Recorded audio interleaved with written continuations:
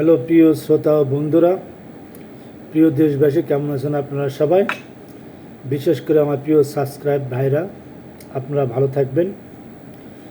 আজকে আমাদের বাংলাদেশের সরকার, বর্তমান যিনি সরকার আছেন প্রফেসর ডক্টর মোহাম্মদ ইউনূস, উনি একটা বিশেষ উদ্যোগ নিয়েছে।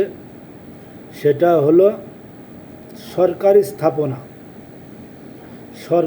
বাংলাদেশের ভিতরে সরকারি যত স্থাপনা আছে, ইউনিয়ন পরিষদ থেকে শুরু করে পোস্ট অফিস, যতগুলো স্থাপনা সরকারি আছে, প্রাইমারি হাই স্কুল থেকে কলেজ থেকে যতগুলো স্থাপনা আছে, সবগুলো স্থাপনার উপরে সৌর বিদ্যুৎ স্থাপন করার জন্য তাদেরকে অনুরোধ করেছে যে প্রত্যেকটা বিল্ডিংয়ের উপরে সৌর বিদ্যুৎ স্থাপন করতে হবে। অবশ্যই এটা একটা ভালো উদ্যোগ, তাতে দেশের বিদ্যুৎ খরচ অনেক কম আসবে, সরকারি খরচ অনেক কম আসবে, এবং অন্যান্য যে এলাকায় লোডশেডিং হচ্ছিল, এই বিদ্যুৎগুলো সেই এলাকায় সাপ্লাই করতে পারবে। নিশ্চয় এটা একটা ভালো উদ্যোগ, এই প্রশংসা করি উদ্যোগের, অনেক ভালো কাজ। কিন্তু এর পাশাপাশি যে কাজগুলো না করলেই নয়, বিগত যত সরকারগুলো গেছে তারা এই ধরনের কোনো উদ্যোগই নেয়নি। যেমন আমার বাংলাদেশ, আমার একটা স্বাধীন রাষ্ট্রদেশ। আমরা দীর্ঘ 9 মাস যুদ্ধ করে, পাকিস্তানের সাথে যুদ্ধ করে 30 লক্ষ মা বোনের ইজ্জতের বিনিময়ে বাংলাদেশ স্বাধীন করেছি, স্বাধীন হয়েছে। আমরা তো স্বাধীনতা দেখে নেই। আমরা আমাদের বাবা মা দাদা আত্মীয় স্বজনের কাছ থেকে যেটুকু শুনেছি, অনেক ভয়াবহ দিন গেছে, তাদের অনেক মা বোনের ইজ্জত নষ্ট হয়েছে। এই বিনিময়ে আমরা বাংলাদেশটা স্বাধীন করেছি। আজ 53 বছর, 54 বছরে পা দিবে। এতদিন অনেক ভালোই চললো বাংলাদেশ, নিজের মতো করে চলছে। বর্তমান যে পরিস্থিতি বিশ্বের এবং বাংলাদেশের আশেপাশে যে দেশগুলো আছে, তাদের আচরণে বাংলাদেশের মানুষ অনেক উৎকণ্ঠার মধ্যে আছে। যেমন দেখেন, কিছুদিন আগে পাকিস্তানের সাথে ভারতের একটা যুদ্ধ হলো, ছোট যুদ্ধ।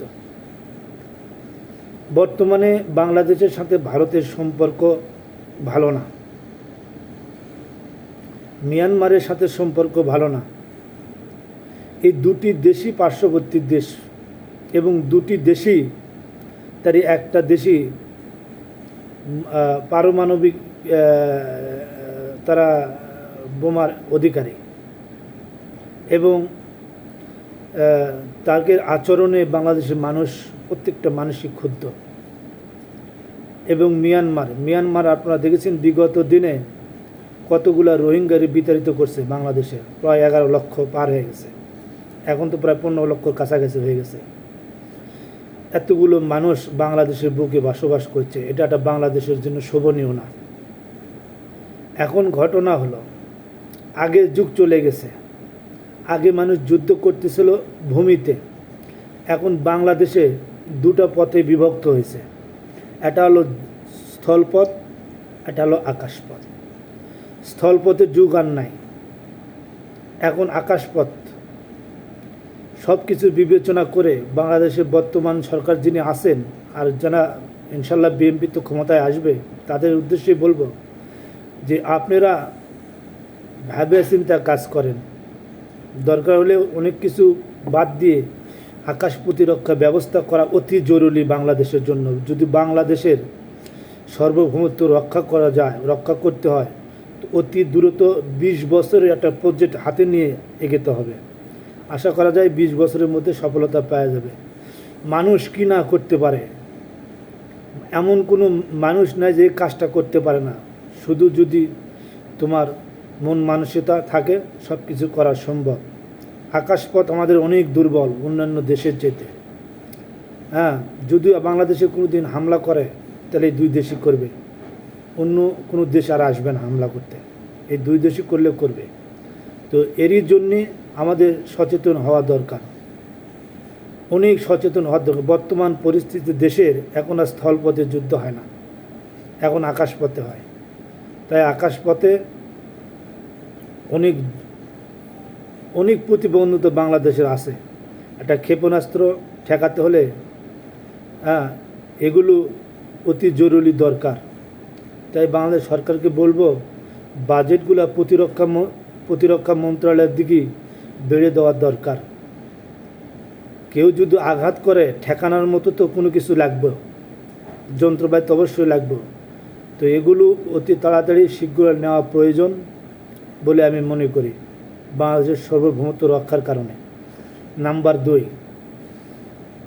নাম্বার দুই হলো আমাদের ইসলামিক দল হাত পাকা মার্কা মহাসচিব মৌলানা ফয়জুল করিম সাহেব বারবার উনি বক্তৃতা দিয়ে আসতেছেন, বিএনপি চাঁদাবাজি করতেছে, বিএনপি দখলদারি করছে, বিএনপি বিচার বিভাগে প্রভাবিত করতেছে, বিএনপি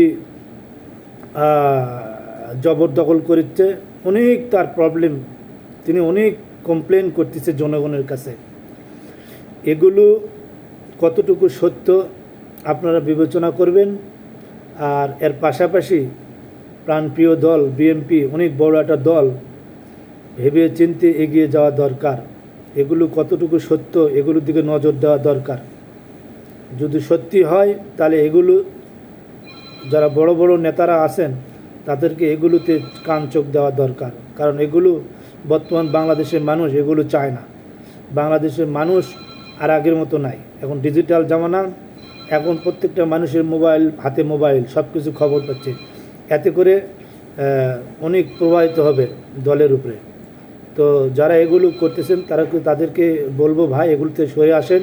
কারণ বিএনপি অনেক বড় একটা দল, অনেক মানসম্পন্ন একটা দল। আপনার কারণে বিএনপির বদনাম হোক, এটা আমরা চাই না। নাম্বার 3, আমাদের বাংলাদেশি প্রবাসী 387 জন, 2-1 জন লোক না, 387 জন লোক বিভিন্ন জায়গায় থেকে এসে জড়ো হয়েছে মক্কাতে। তারা একত্রিত হয়েছে বিভিন্ন জায়গায় থেকে এসে, তারা কাজ পাচ্ছে না, তাদের সাথে এজেন্টেরা প্রতারণা করছে এবং তারা একত্রিত হয়ে তারা সংবাদ সম্মেলন করছে।